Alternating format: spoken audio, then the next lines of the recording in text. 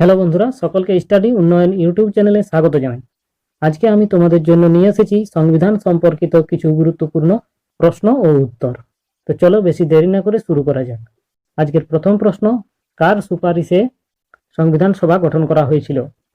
এর সঠিক উত্তর হচ্ছে ক্যাবিনেট মিশনের সুপারিশে। ভারতীয় সংবিধান নির্মাণ করতে কত সময় লেগেছিল? ভারতীয় সংবিধান নির্মাণ করতে সময় লেগেছিল 2 বছর 11 মাস 18 দিন। প্রথমে সংবিধান সভায় কতজন সদস্য ছিল? 389 জন। দেশভাগের পর সংবিধান সভায় কতজন সদস্য ছিল? দেশভাগের পর সংবিধান সভায় 299 জন সদস্য ছিল। 5 নম্বর প্রশ্ন, স্বাধীনতার পরে ভারতে কতগুলি রাজ্য ছিল? এর উত্তর হচ্ছে 542 রিয়াসত বা রাজ্য ছিল। 6 নম্বর প্রশ্ন, সংবিধান সভার প্রথম বৈঠকে 9 ডিসেম্বর 1946 অধ্যক্ষ কে ছিলেন? এ হচ্ছে সচ্চিদানন্দ সিনহা। সংবিধান সভার অস্থায়ী অধ্যক্ষ কে ছিল? সংবিধান সভার অস্থায়ী অধ্যক্ষ ছিল ডক্টর সচ্চিদানন্দ সিনহা। ভারতের সংবিধান নির্মাতা সভাতে সাংবিধানিক পরামর্শদাতা কে ছিলেন? এর উত্তর হচ্ছে বি.এন. রাও। সাংবিধানিক সলাহকার ছিলেন বি.এন. রাও। 9 নম্বর প্রশ্ন, ডক্টর রাজেন্দ্র প্রসাদকে সংবিধান সভার স্থায়ী অধ্যক্ষ রূপে কবে নির্বাচন করা হয়? এর উত্তর হচ্ছে 11 ডিসেম্বর 1946। 11 ডিসেম্বর 1946। সংবিধান সভার খসড়া তৈরি করেন কে? সংবিধান সভার খসড়া তৈরি করেন বি.এন. রাও। খসড়া সমিতি যেটা গঠন করা হয়েছিল 29 আগস্ট 1947। অধ্যক্ষ কে ছিলেন? অধ্যক্ষ ছিল ডক্টর ভীমরাও আম্বেদকর। প্রথম আইনমন্ত্রী কে ছিলেন? প্রথম আইনমন্ত্রী ছিল ডক্টর ভীমরাও আম্বেদকর। ঝান্ডা সমিতির অধ্যক্ষ কে ছিলেন? ঝান্ডা সমিতির অধ্যক্ষ ছিলেন জে.বি. কৃপালন। বি.আর. আম্বেদকর সংবিধানের আত্মা বলেছিলেন কোনটিকে? এর উত্তর হচ্ছে সাংবিধানিক প্রতিবিধানের অধিকারকে আম্বেদকর সংবিধানের আত্মা বলেছিলেন।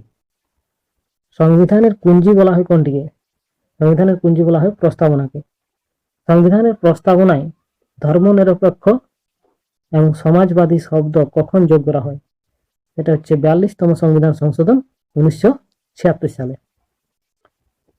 ধর্মনিরপেক্ষ এবং সমাজবাদী বা সমাজতান্ত্রিক।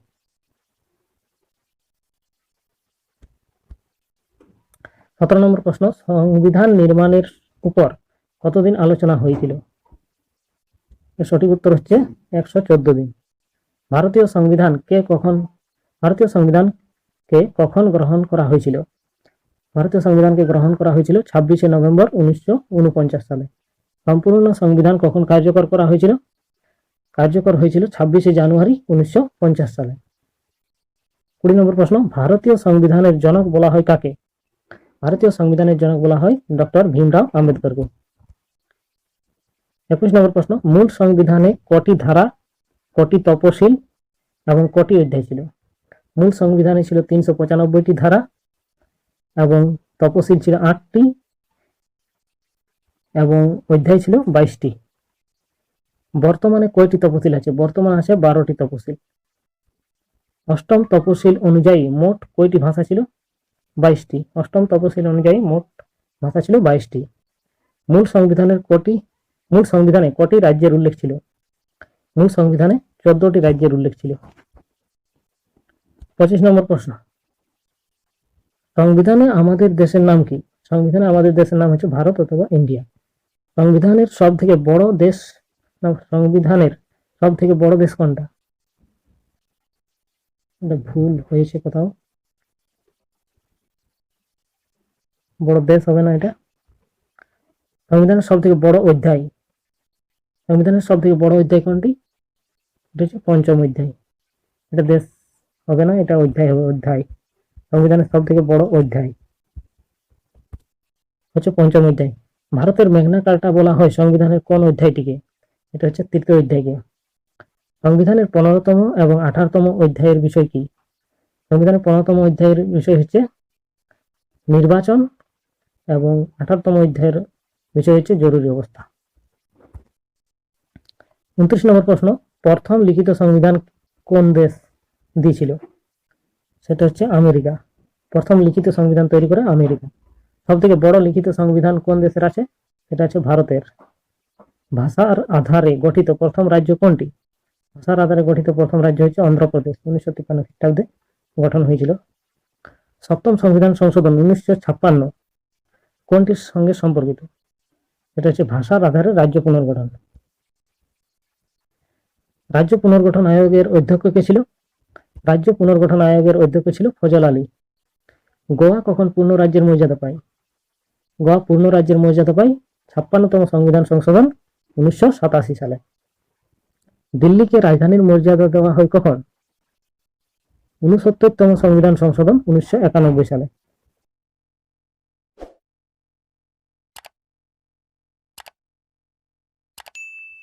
ভারতীয় সংবিধানে যুক্তরাষ্ট্রীয় কাঠামো কোথা থেকে নেওয়া হয়েছে?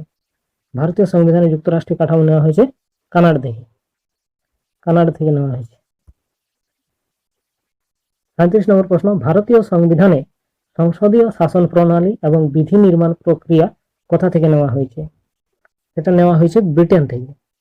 ভারতীয় সংবিধানে উল্লেখিত মৌলিক অধিকার এবং মৌলিক কর্তব্য কোথা থেকে নেওয়া হয়েছে? ক্রমশ মৌলিক অধিকার নেওয়া হয়েছে আমেরিকা যুক্তরাষ্ট্র থেকে এবং মৌলিক কর্তব্য নেওয়া হয়েছে রাশিয়া থেকে। মৌলিক কর্তব্য। এবার নির্দেশাত্মক নীতি কোথা থেকে নেওয়া হয়েছে? নির্দেশাত্মক নীতি নেওয়া হয়েছে আয়ারল্যান্ডের সংবিধান থেকে। 40 নম্বর প্রশ্ন, নির্দেশাত্মক নীতি সংবিধানের কোন অধ্যায়ে উল্লেখ আছে? নির্দেশাত্মক নীতি সম্পর্কে সংবিধানের 4র্থ অধ্যায়ে উল্লেখ আছে। 4র্থ অধ্যায়ে উল্লেখ আছে 36 থেকে 51 নম্বর ধারায়। সংবিধানে জরুরি অবস্থার ধারণা কোথা থেকে নেওয়া হয়েছে? জরুরি অবস্থার ধারণা নেওয়া হয়েছে জার্মানির সংবিধান থেকে।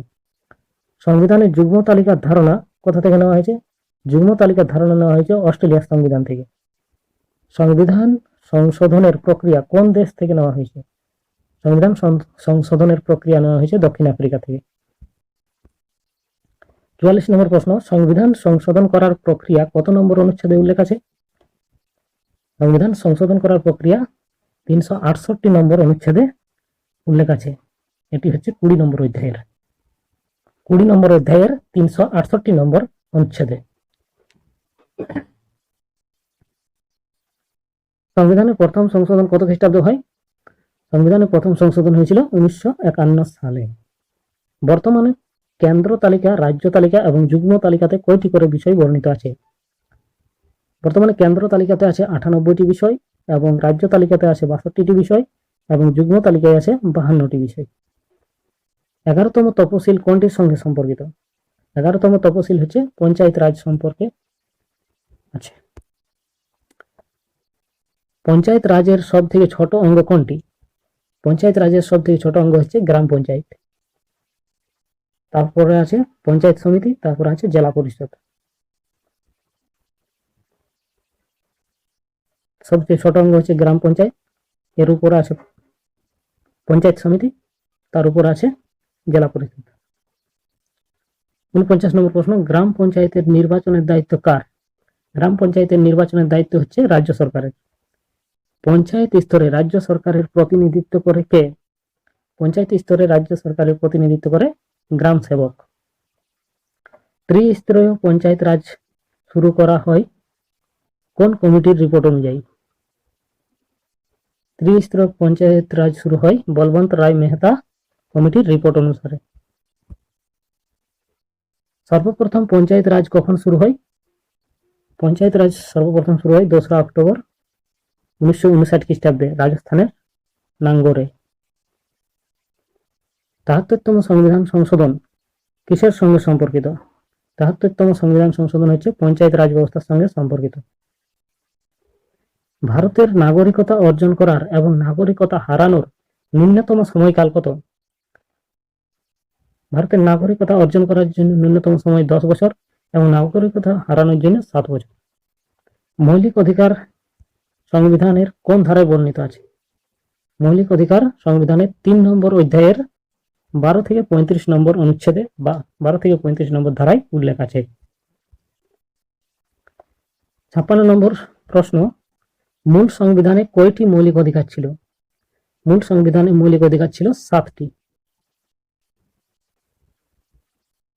বর্তমানে সংবিধানে কয়টি মৌলিক অধিকার আছে?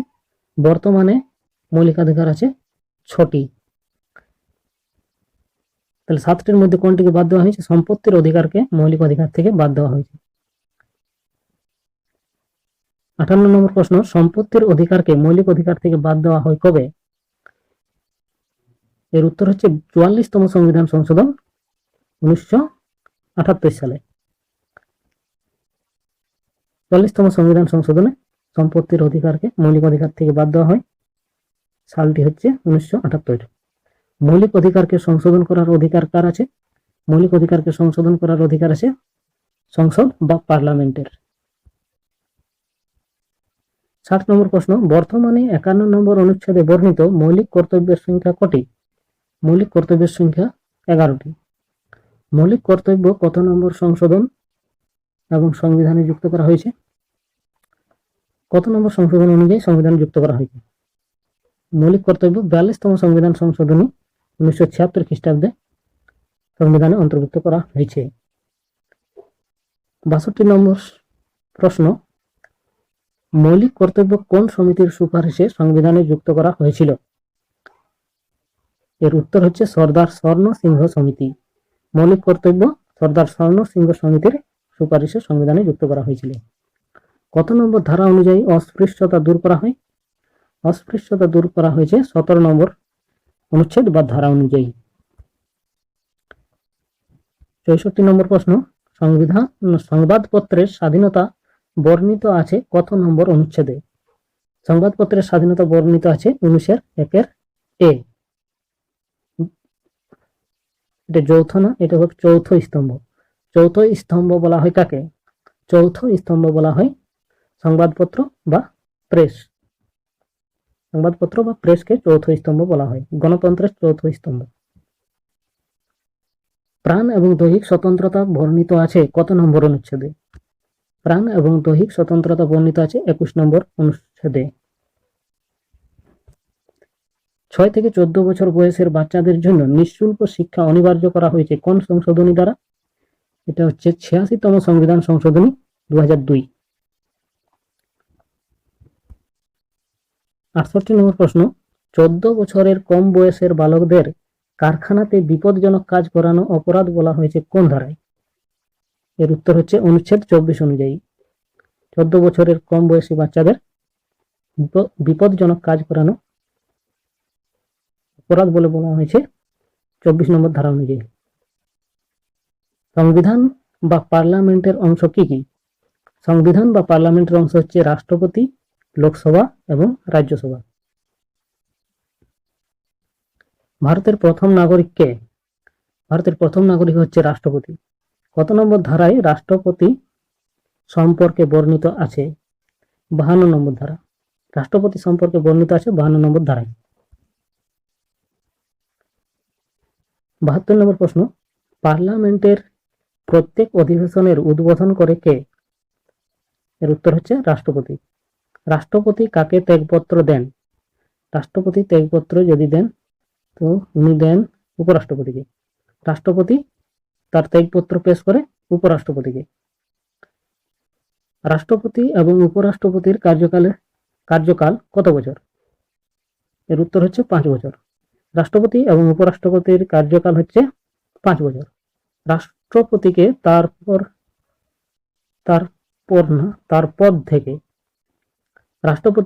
পদ থেকে হাঁটানোর একমাত্র প্রক্রিয়াটি কোনটি? এর উত্তর হচ্ছে ইমপিচমেন্ট। এটি 61 নম্বর অনুচ্ছেদে বর্ণিত আছে। রাষ্ট্রপতিকে তার পদ থেকে